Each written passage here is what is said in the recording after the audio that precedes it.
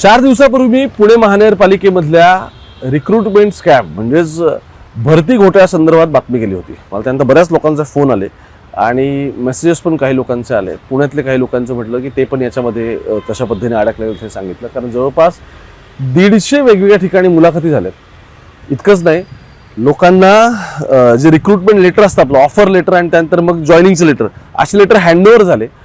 पालिकेचा सही शिक्का त्याच्यावर आहे. इतकंच नाही तर पालिकेचे लेटर हेड जे असतं ते लेटर हेड त्याच्यावर आहे.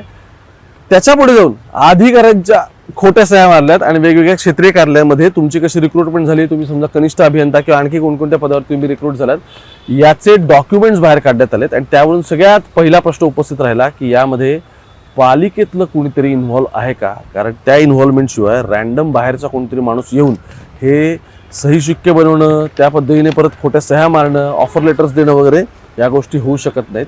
आणि त्यातून मी एका व्यक्तीला भेटलो. त्या व्यक्तीने मला आणखी डॉक्युमेंट दिले आणि मग आता एक गोष्ट समोर आली. ती काय, ती अशी आहे की या सगळ्या प्रकरणामध्ये ज्या एका मुलाने आत्महत्या केलेली होती त्याच्या प्रकरणात फायनली आता पोलिसांना जाग आली आहे. आणि जाग आल्यानंतर पोलिसांनी कधी नव्हे तर आता पालिकेमधल्या काही अधिकाऱ्यांची आणि काही लोकांच्या, अधिकारी म्हणण्यापेक्षा काही लोकांच्या बेसिक इन्फॉर्मेशन गॅदरिंगसाठी आणि क्वेश्चनिंगसाठी पोलीस पालिकेमध्ये पोहोचलेले होते. मोडस ऑपरेंडी या सगळ्या प्रकरणाची अशी होती की एकाला कनिष्ठ अभियंता म्हणून लावतो. बरं, तो पोरगा इंजिनियर आहे. त्याला सांगितलं की माझी इथे ओळख आहे, साहेब वगैरे सगळे आहेत, आपण डायरेक्ट रिक्रुटमेंट प्रोसेसची गरज नाही, इंटरव्ह्यूज वगैरे करू आणि करून टाकू असं सांगण्यात आलं. बरं, फक्त असं सांगण्यात नाही आलं तर याच्यामध्ये 3 वेगवेगळ्या व्यक्ती होत्या की त्यातला खेडकर असेल, ती बनसोडे असेल, अशा यांच्याकडून पैसे घेतले, त्यांचे अधिकारी असल्याचं दाखवलं आणि इंटरव्ह्यूज वगैरे कंडक्ट केले. या सगळ्यानंतर आता समोर येते ते म्हणजे या जीव गेलेल्या मुलाची FIR की त्याच्या वडिलांना असं सरळ दिसतंय की त्याला सुद्धा म्हणजे एकाला तर 25 लाख एकाकडून घेतलेले होते. त्याचा 3 महिन्याचा पगार पण केला बरं का. मग रिक्रुटमेंट लेटर दिलं आणि त्याला सांगितलं की तुला ट्रेनिंगला वगैरे बोलवतील, ट्रेनिंग सुरू व्हायचंय पण तोपर्यंत तुझी रिक्रुटमेंट झाली, तुला ऑफर लेटर आलं तर तुझा पगारही सुरू होईल असं सांगून बँक ऑफ महाराष्ट्रामध्ये जिथे अकाउंट आहेत त्या बँकेतून 3 महिन्याचा सॅलरी पण त्याला देण्यात आली. पण त्याच्याकडून जवळपास 40-45 लाख रुपये लुटलेले होते. आणि जेव्हा तो पोरगा पालिकेत गेला की सर हे माझं ऑफर लेटर आहे, मला इथे जे ह्या क्षेत्रीय कार्यालयाला जॉईनिंग आहे माझी, तेव्हा कळलं की अशा पद्धतीची कोणती भरतीच नाही झालेली आहे. काय नक्की घडलंय हे तर मी तुम्हाला सांगितलं. पण आत्ता जो मुलगा बिचारा सगळ्यामध्ये गेला त्याने या सगळ्यामध्ये काय भोगलंय हे कळण्यासाठी हे आत्ताच्या डिटेल्स फार महत्त्वाचे तपशील घेऊन तुमच्यासमोर आलोय. नमस्कार, मी ओमकार, मुंबई तकमध्ये तुमच्या सगळ्यांचं स्वागत. पालिकेत एरवी तुम्ही आर्थिक भ्रष्टाचार, घोटाळ्या या गोष्टी ऐकल्या असतील. पण ज्यावेळी रिक्रुटमेंट प्रोसेसबाबत पालिकेचे इंटरनल डॉक्युमेंट्स बाहेर येऊ लागतात त्यावेळी मात्र पालिकेतच काम करणाऱ्या अधिकाऱ्यांवरती प्रश्नचिन्ह उपस्थित होतं. आता या प्रकरणात बघा काय झालंय. ते म्हणतात की माझा मुलगा XYZ त्याचं नाव आहे, तो म्हणतो की सकाळी 9:15 वाजता वगैरे साधारण तो पुण्यात ट्रॅव्हल्सने बोरगाव पाठी इथे उतरला.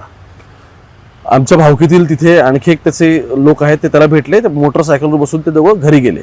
आता त्यावेळी मी त्याला जे कोणी भेटलेले होते आमचे फॅमिली फ्रेंड त्यांना विचारलं की नक्की तो कधी पोहोचला, काय पोहोचला वगैरे, आपण सकाळी माहिती घेण्यासाठी फोन करत होतो. ते म्हटले की आम्हाला त्याने सांगितलं, म्हणजे त्यांच्या मुलांनी त्याला सांगितलं होतं की पुणे महानगरपालिकेमध्ये नोकरीला होतो असं मला सांगितलं होतं. असं म्हणून माझ्याकडून जवळपास 5 लाख रुपये मी पप्पांकडून, माझ्या वडिलांकडून घेऊन आलेलो होतो. आता ते घेऊन आल्यानंतर मला मग खामकर नावाचा एक व्यक्ती भेटला आणि त्याने सांगितलं की तू 5 लाख रुपये दे, तुझं पालिकेमध्ये आपण काम करून टाकू आणि वरती आणखी काय असेल ते पैसे बघू. आता असं त्या खामकरने सांगितल्यानंतर त्याने 5 लाख रुपये घेतले. नंतर काय केलं, नंतर खामकरने आणखी 3 लाख रुपये घेतले आणि वर म्हटला की तुला नोकरी लावून देतो आणि या बेसिसवर त्याच्याकडून 8 लाख रुपये काढले. आता 8 लाख रुपये काढल्यानंतर जो मुलगा गेला सगळ्या ज्ञानेश्वर, त्याने सांगितलं की त्याच्या वडिलांनी या खामकरवरती विश्वास ठेवून त्याला एवढे पैसे दिलेले होते आणि 8 लाख रुपये दिल्यानंतर नोकरीबद्दल ह्या खामकरने त्याला परत काहीच सांगितलं नाही. आणि एक एक दिवस तो फक्त ढकलत राहिला आणि ढकलत राहिल्यामुळे पुढे काय झालं की त्याने पैसे दिले नाही. नंतरचा काय त्याचा फोन बंद लागू लागला आणि त्यानंतर मग हा त्याला जीव मारण्यास धमक्या देऊ लागला की तू मला ह्या सगळ्यामध्ये फसवलंयस आणि तू माझ्याकडून उलट 8 लाख रुपये घेतले, तू मला दिलेले नाहीयेत. आता दिलेले ह्या खामकरला पैसे होते पण हे सगळं उलट गणित सुरू झालं. आता मग जेव्हा ते परत या सगळ्यावरती पैसे भेटले नाहीत त्या मुलाला, मग तो व्यथित झाला आणि व्यथित झाल्यानंतर त्याने असं त्याच्या काकांना सांगितलं की आता काय माझ्यावरती मला नोकरी लागली नाही, वडिलांकडून पैसे आणले ते गावावरून, ते पैसे पण गेले आणि यामुळे आता सगळ्यात मोठा प्रॉब्लेम काय झाला आहे, आता माझ्यावरती आत्महत्या करण्याची वेळ आलेली आहे असं त्याने त्याच्या काकांना सांगितलं होतं. आणि ते सांगितल्यानंतर त्याला काकांनी मानसिक आधार देण्याचा प्रयत्न केला, पण वारंवार अपमान होत राहिला. त्यानंतर पैसे गेलेले परत येणार नव्हते. बरं, वडील अल्पभूधारक शेतकरी, 8 लाख रुपये कसे कुठून मॅनेज केले असेल तुम्हाला सांगण्याची आवश्यकता नाही. हे सगळं करून त्याच्या काकांनी त्याला परत घरी पाठवून दिलं. आता घरी पाठवून दिल्यानंतर पुढचा महिना उजडतो. पुढच्या महिन्यामध्ये हा परत एकदा शहराकडे आला, इकडे काहीतरी करायचं वगैरे वगैरे म्हणून. थोडे दिवस थांबला, नोकरीचं काय होतं की नाही त्याने ते बघितलं आणि ते बघितल्यानंतर परत त्याचं काही झालं नाही. नंतर परत तो गावाही आला आणि मग त्याचं म्हणतात की सकाळी माझे 2 नंबरचे भाऊ आहेत त्यांनी मला सांगितलं की भाऊ नाही म्हणजे त्यांनी त्यांचा जो मुलगा आहे त्याने शेतात चिंचेच्या झाडाला गळफास घेतलेला आहे. आणि हे जेव्हा सांगितल्यानंतर ते म्हणतात की आम्ही सगळे गावातले लोक त्या ठिकाणी पळत गेलो. तिथे गेल्यानंतर मला दिसलं की आमच्या लेकाने चिंचेच्या झाडाला हिरव्या रंगाचं जे नेट असतं ते नेट गळ्याला गुंडाळलं आणि त्याने गळफास घेतलेला असं दिसतंय. आणि त्यामुळे त्याचा जीव असेल असं आम्हाला वाटलं, म्हणून त्याला आम्ही खाली उतरवलं. पण खाली उतरल्यानंतर त्याला जवळच्या हॉस्पिटलमध्ये नेलं. हॉस्पिटलमध्ये तपासून आम्ही पाहिलं, पण आम्हाला कळलं की त्याची मयत झालेली आहे. त्यानंतर मग ते असं म्हणतात की त्याचमुळे या सगळ्या प्रकरणामध्ये खामकर नावाची व्यक्ती जी आहे तिने पुणे महापालिकेमध्ये नोकरी लावून देतो याच्यावरून वेळोवेळी त्याच्याकडून पैसे घेतले. एकूण अमाऊंट 8 लाख रुपये या सगळ्यामध्ये झाली. आणि तसेच त्याला कोणतीही नोकरी लावली नाही, उलट त्याच्यावरतीच केस ठोकेल अशा पद्धतीने त्याला उलट हे केलं.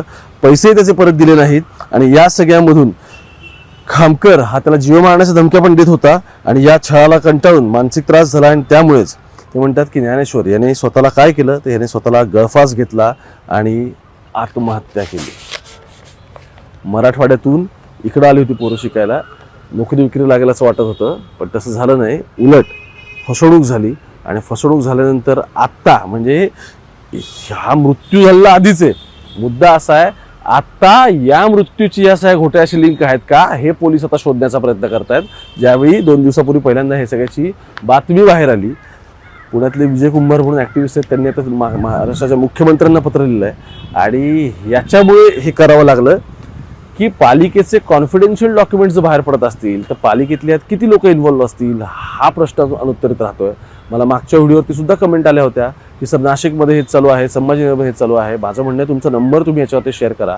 तुम्हाला ज्या ठिकाणी वाटतं मी तुम्हाला लगेच कॉन्टॅक्ट करायचा प्रयत्न करेन. विषय तुम्हाला छोटा जरी वाटत असला तरी खूप लोकांच्या आयुष्याच्या मध्ये इन्व्हॉल्व्ह झालेली आहेत. आणि दुसरं महत्त्वाचं काय, माणसाने आयुष्यभर कमवलेली पुंजी असते ती सगळी यातून गेलेली आहे. त्यामुळे गोष्ट छोटी असली तरी ती डोंगरा एवढी. मुंबई तक बघत राहा.